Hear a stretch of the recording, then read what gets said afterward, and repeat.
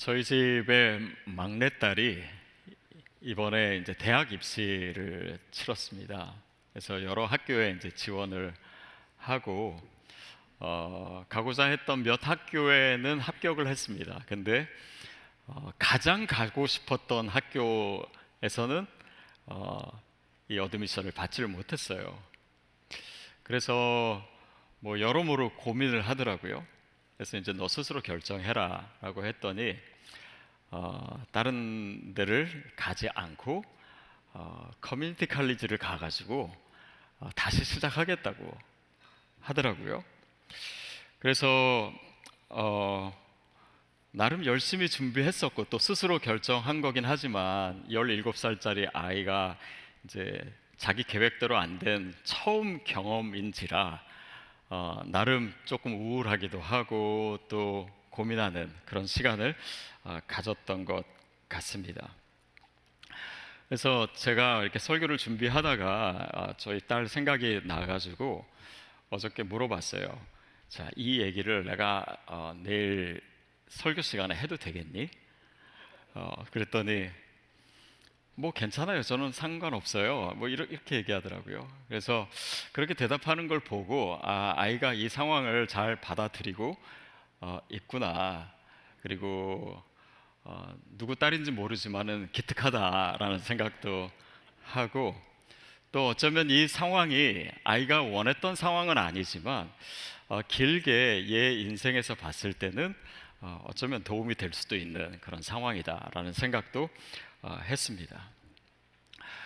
저희 아이를 생각하면서 또 여러분 생각을 했습니다. 여러분 중에는 지금의 상황이 내 뜻대로 되지 않았거나 아니면 내 계획이 실패했거나 그래서 고민 가운데 있고 또 어쩌면 우울할 수도 있고 또 심지어는 실패감 가운데 있을 수도 있습니다.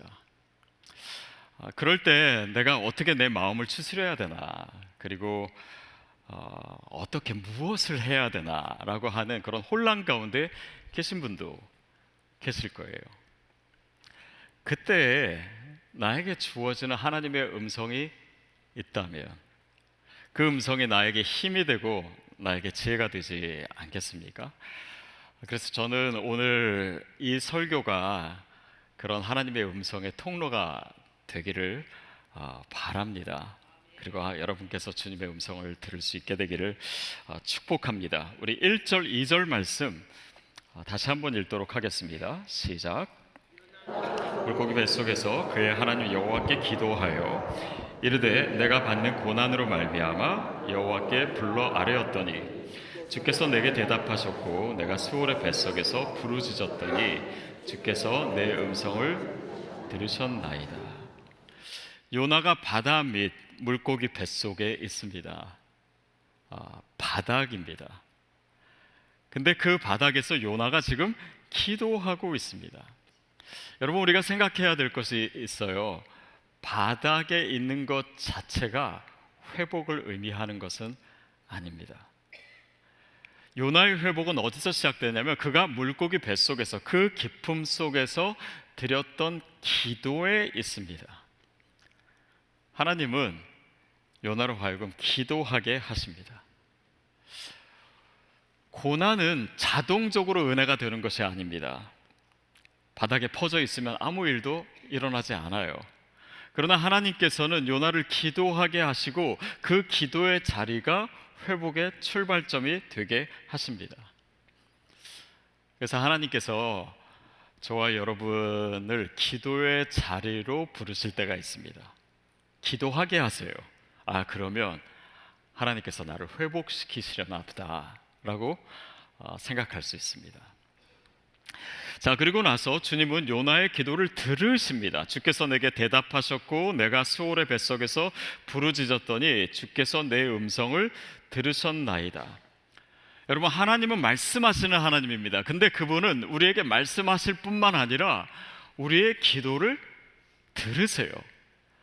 그러니 그것은 하나님이 우리에게 말씀하신다는 것보다 우리가 더 놀라게 되는 사실입니다. 하나님께서 나의 기도를 들으신다고? 더구나 이 죄인의 기도를 하나님으로부터 도망가 있는 이 요나의 기도를, 하나님으로부터 멀어져 있는 우리의 기도를 하나님께서 들으신다라고 합니다. 그 자체가 은혜예요. 저와 여러분이 그 은혜 가운데 있습니다. 그 은혜를 누리게 되기를 바랍니다. 우리의 기도에 귀 기울이시는 하나님. 3절 4절 읽을까요? 시작. 주께서 나를 깊음 속 바다 가운데 던지셨으므로 큰 물이 나를 둘렀고 주의 파도와 큰 물결이 다 내 위에 넘쳤나이다. 내가 말하기를 내가 주의 목전에서 쫓겨났을지라도 다시 주의 성전을 바라보겠다 하였나이다. 요나의 표현을 보십시오. 하나님께서 나를 바다 가운데 던지셨다. 주의 파도와 주의 물결이 나를 덮었습니다. 그리고 내가 주의 목전에서 쫓겨났습니다. 이 모든 의미는 무엇입니까? 자신의 의, 어떤 자신의 편협한 신학, 그리고 저항감으로 도망갔던 그 모든 여정이 실패했구나, 이것을 깨닫는 것입니다. 여러분, 우리가 실패했을 때 그 실패 자체보다 더 중요한 것이 뭐냐면 실패를 인정하는 것입니다.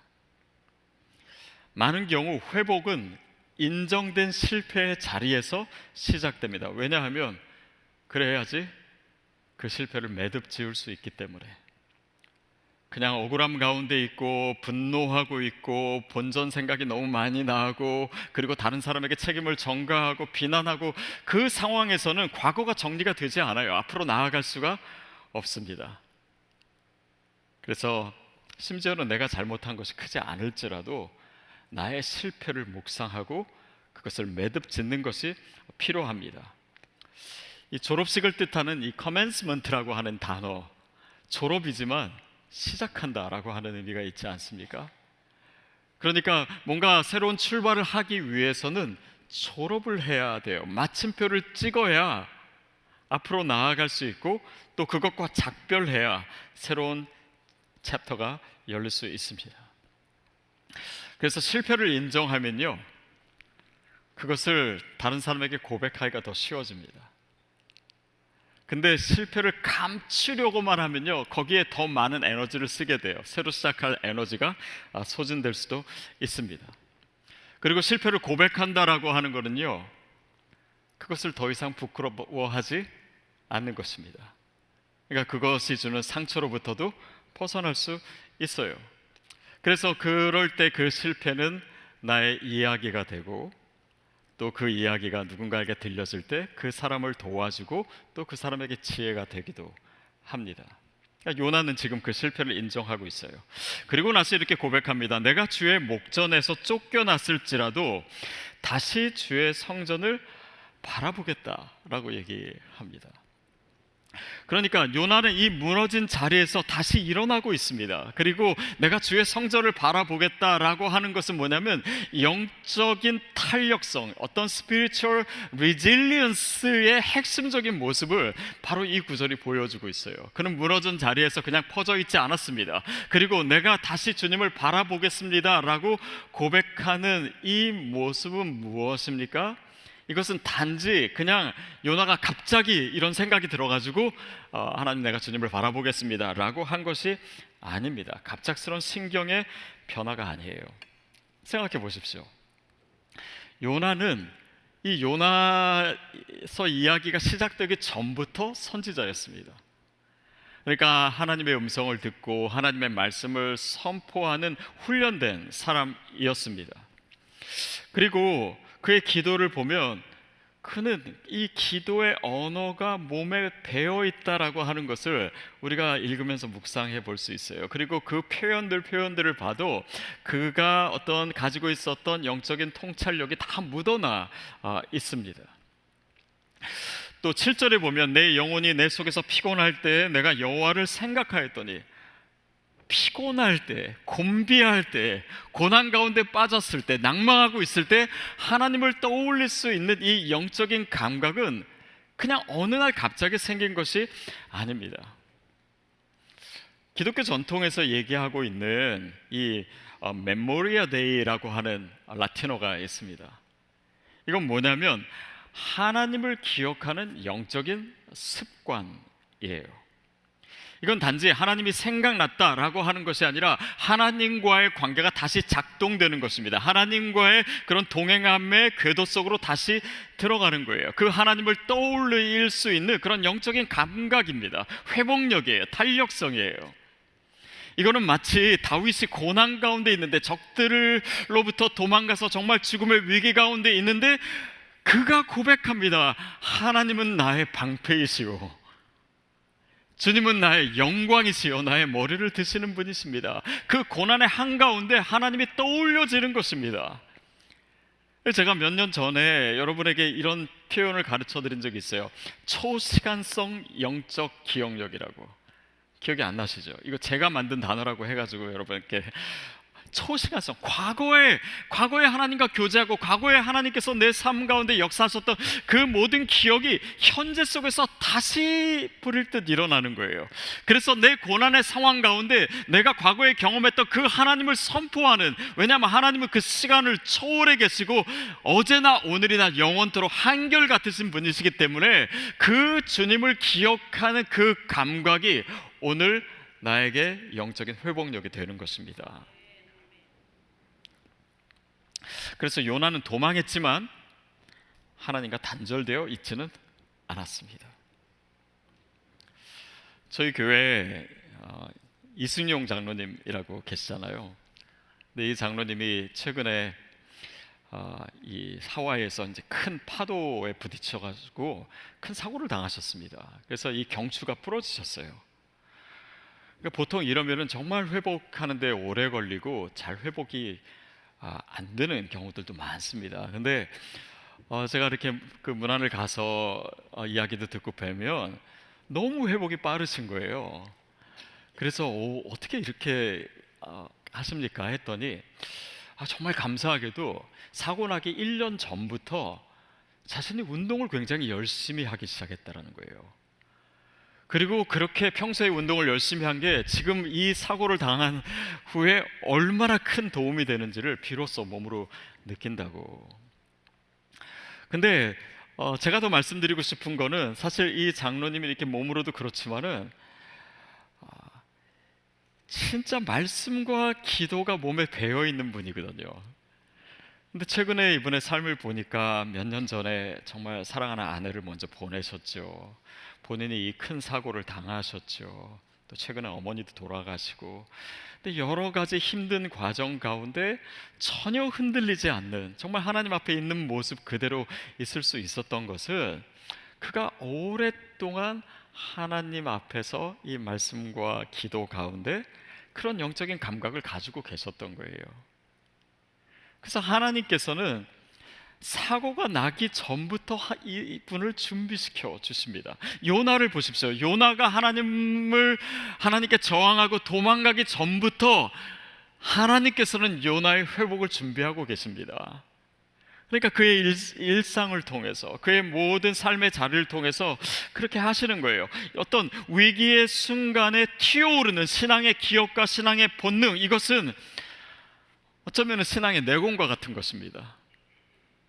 마치 피아노 연주자가 평소에 늘 연습을 하고, 그래서 무대에서 뭐 좀 긴장을 하더라도 그 연습했던 몸이 기억하는 그 손가락의 움직임이 그 무대 위에서 나오듯이, 그것이 오늘 우리의 신앙생활 아닙니까? 그것이 우리가 매주 MC로 모이는 이유 아닙니까? 거기서 하나님의 말씀을 같이 나누고, 내가 오늘 내 삶에서 적용한 하나님의 말씀을 나누고, 작은 실천이지만 같이 나누고, 매일 성경을 읽고, 매일 기도의 씨앗을 하고, 여러분, 이것이 우리가 하루하루 할 때는 별것이 아닌 것 같지만 이 안에서 엄청난 영적인 파워가 준비되고 있는 것입니다. 그리고 하나님께서 저와 여러분에게 매일매일 그 능력을 주시기를 원해요.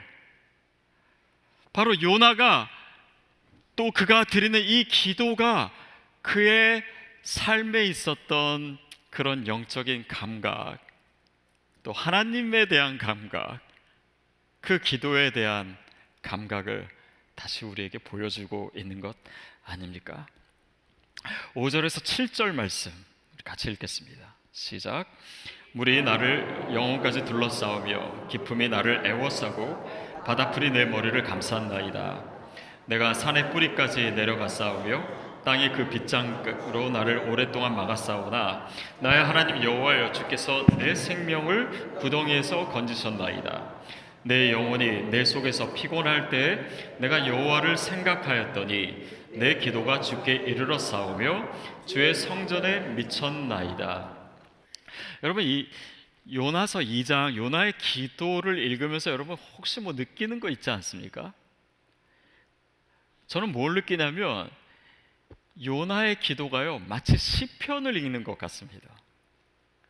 실제로 뭐 한글로 읽어도 마찬가지인데요, 히브리어로 이 구절들을 읽으면요, 시편의 단어들, 시편의 표현들과 너무 흡사합니다.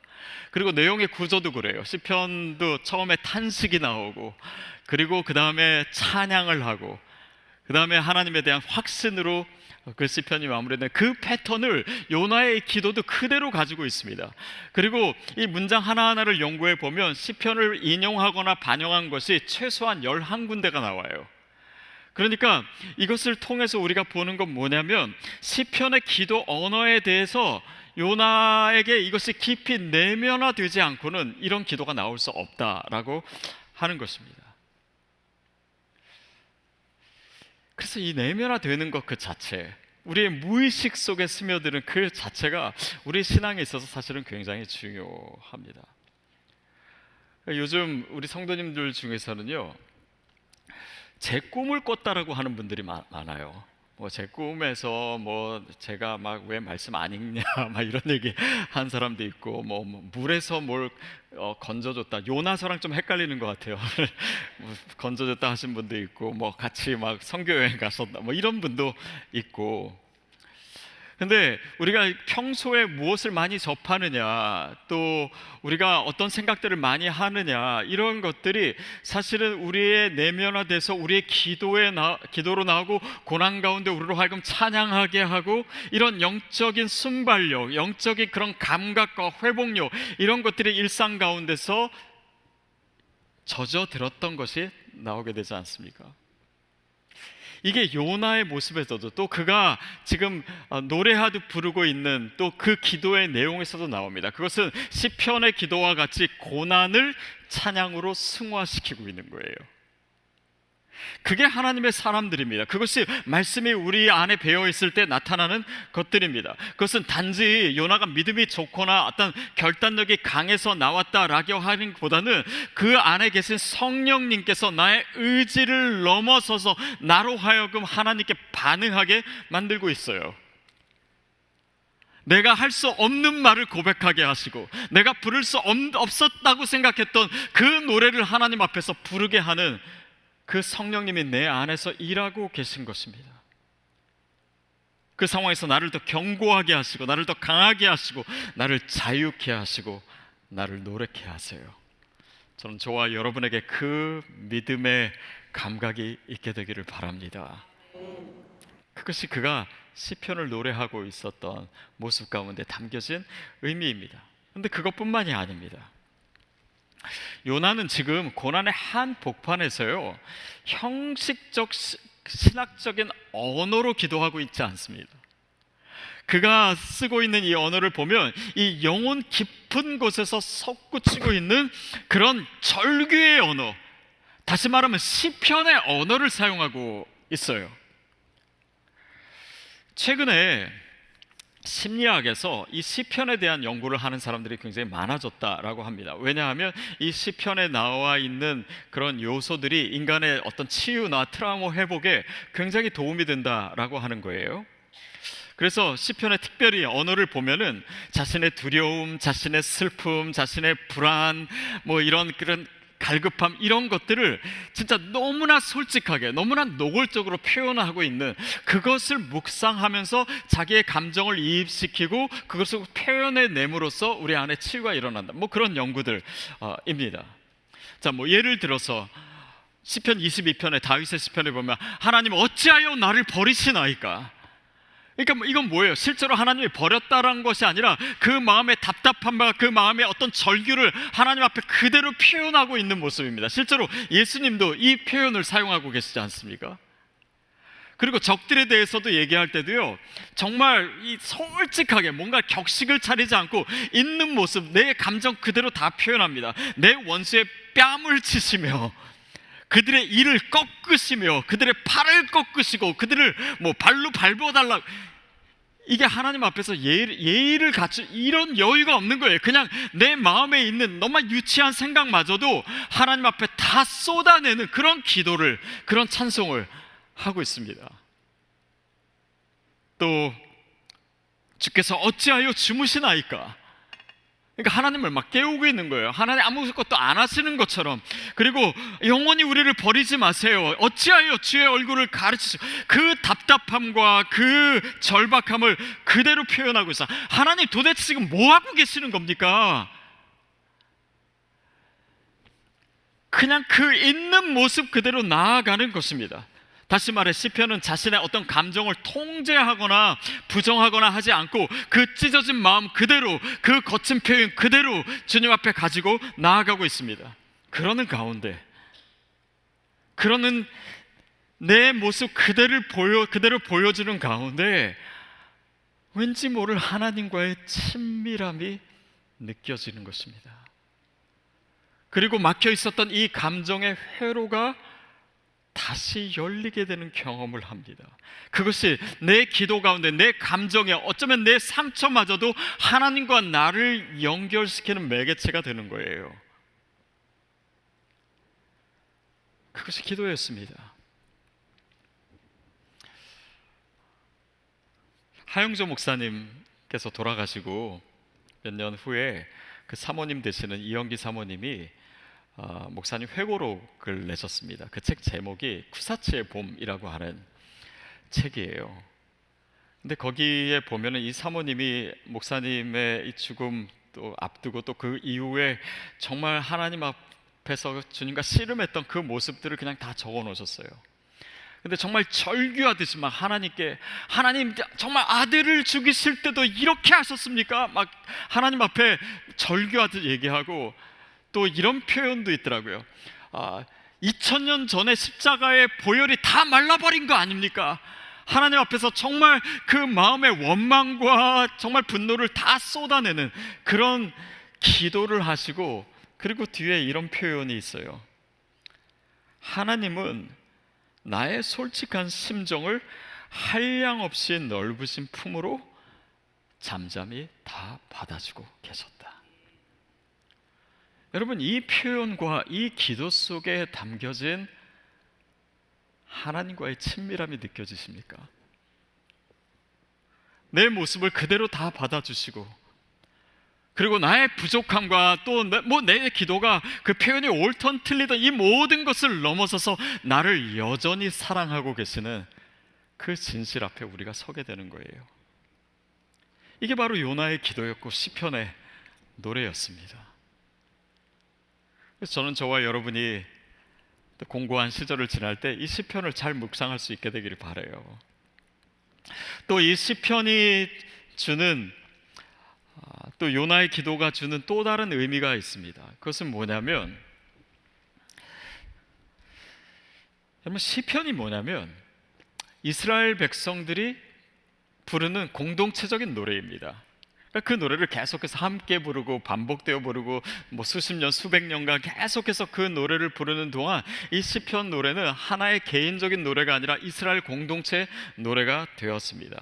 이것은 뭐냐면, 우리가 어떤 상황 가운데 있든지, 특별히 환난과 고난 가운데 있을 때 이것이 그냥 나의 고립된 그런 어려움이나 불운이 아니라 이 공동체의 서사 가운데 내 이야기가 속해 있었다라고 하는 것을 시편을 묵상하면서 체험하게 되는 것입니다.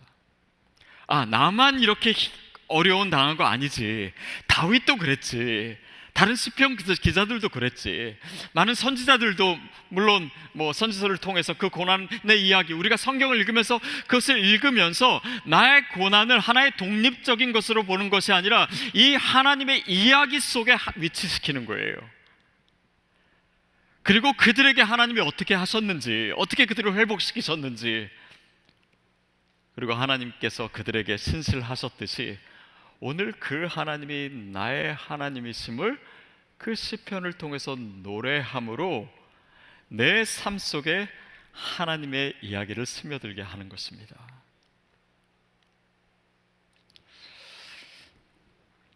그렇게 요나가 기도했어요. 그리고 그 안에서 자신을 발견합니다. 그리고 나서 요나는 마침내 이런 고백에 도달합니다. 우리 9절 말씀입니다. 시작. 나는 감사하는 목소리로 주께 제사를 드리며 나의 소원을 주께 갚겠나이다. 구원은 여호와께 속하였나이다. 여러분, 요나는 아직 물고기 뱃속입니다. 그 캄캄함 속에 있어요. 그리고 주위는 여전히 캄캄하고 특별한 변화는 아직 일어나지 않았습니다. 그러나 그 안에 놀라운 변화와 회복은 이미 시작되었습니다. 내가 감사하는 목소리로 주께 제사를 드리고 그 예배가 회복되고 있는 거예요. 내가 서원을 주께 갖고 그의 어떤 신앙의 태도와 또 행동이 달라지기 시작합니다. 그리고 구원은 여호와께 속하였습니다. 정말 핵심적인 신앙의 고백이 바로 이 물고기 뱃속에서 드려지고 있었던 것입니다. 이것 또한 어떤 그의 의지나 또 결단의 결과가 아니라 그를 붙드신 하나님의 손길, 그 안에서 이미 충만하게 퍼져 있는 하나님의 은혜에 대해서 요나가 감사로 반응하고 있는 것입니다. 사랑하는 여러분, 하나님께서는 그 물고기 뱃속을 회복의 자리로 바꾸시는 분이십니다. 우리의 실패를 하나님의 역사와 하나님의 승리로 분명히 바꾸시는 분이십니다. 그래서 그 깊은 물 속에서 나를 꺼내시며 나로 하여금 다시 새로운 인생을 시작할 수 있도록 하나님께서 나와 동행하시는 줄 믿습니다. 10절 말씀 다시 읽겠습니다. 시작. 여호와께서 그 물고기에게 말씀하시매 요나를 육지에 토하니라. 요나를 육지에 토하니라. 제 아내가 지난주에 체해가지고 지난 한 3일 정도를 되게 소화도 못 시키고 고생을 했었습니다. 근데 저는 제 아내를 보면서 미안하지만 이 물고기 생각이 났어요. 이 물고기도 얼마나 힘들었을까. 3일 동안 요나가 뱃속에서 소화가 안 되고 그렇게 있었는데 드디어 토하게 된 거예요. 물론 초점은 물고기가 아니라 이제 요나죠. 요나가 밖으로 나오게 되었습니다. 하나님은 요나에게 다시 시작하게 하십니다. 그의 모든 불순종과 그의 모든 실패를 뒤로하고 새로운 기회를 주십니다. 자, 그래서 저는 여러분에게 선포하고 싶어요. 하나님의 말씀은요, 혼돈 속의 질서를 만듭니다. 하나님의 말씀은 모든 절망을 소망되게 하시는 줄 믿습니다. 막혀있는 곳에서 새로운 시작을 준비하시는 분이시에요. 하나님께서 말씀하신다. 그래서 물고기가 요나를 뱉어냈다면 그분 말씀 한마디면 우리를 삼켰던 현실은 우리를 놓아주게 될 줄로 믿습니다. 우리를 가두었던 실패는 더 이상 우리를 가둘 수 없어요. 그래서 하나님의 능력입니다. 고난이 우리의 더 이상 감옥이 될 수 없습니다. 하나님께서 거기서 우리를 끄집어내시며 하나님께서 계획하셨던, 하나님께서 약속하셨던 그런 새로운 미래로 저와 여러분을 인도하실 거예요. 우리는 다시 시작할 수 있습니다. 다시 걸을 수 있습니다. 다시 하나님의 역사의 궤도 속으로 들어갈 수 있습니다. 그분은 결코 실패하지 않으신다라고 하는 것을 저와 여러분을 통해서 분명히 보여주실 줄 믿습니다. 사랑하는 여러분, 요나의 이야기는요, 단지 오래전 한 선지자의 이야기가 아닙니다. 실패 가운데 우리를 일으키시는 하나님의 이야기이고, 모든 절망 가운데 하나님의 새 일을 이루시는 그분의 이야기입니다. 그래서 그 이야기는 저와 여러분의 이야기가 되는 것입니다. 하나님은 우리가 여기서 끝났다라고 하는 그 자리에서 찬양하게 하실 것입니다. 기도하게 하실 것입니다. 하나님을 다시 바라보게 하실 줄 믿습니다. 그리고 우리의 실패 위에 그분의 구원의 이야기를 다시 쓰시는 분이십니다. 그리고 그분이 저와 여러분의 하나님 되시기를 원하세요. 그래서 오늘 저와 여러분을 다시 초대하십니다. 그분 안으로 들어오라고, 그분의 이야기 안으로 들어오라고, 그분의 그 승리와 그분의 영광의 초대에 다시금 응하시는, 그래서 내 삶을 통해서 단지 요나의 이야기를 넘어서서 그 하나님의 멋지고 아름다운 이야기가 쓰여지는 귀한 역사를 경험하게 되기를 축복합니다.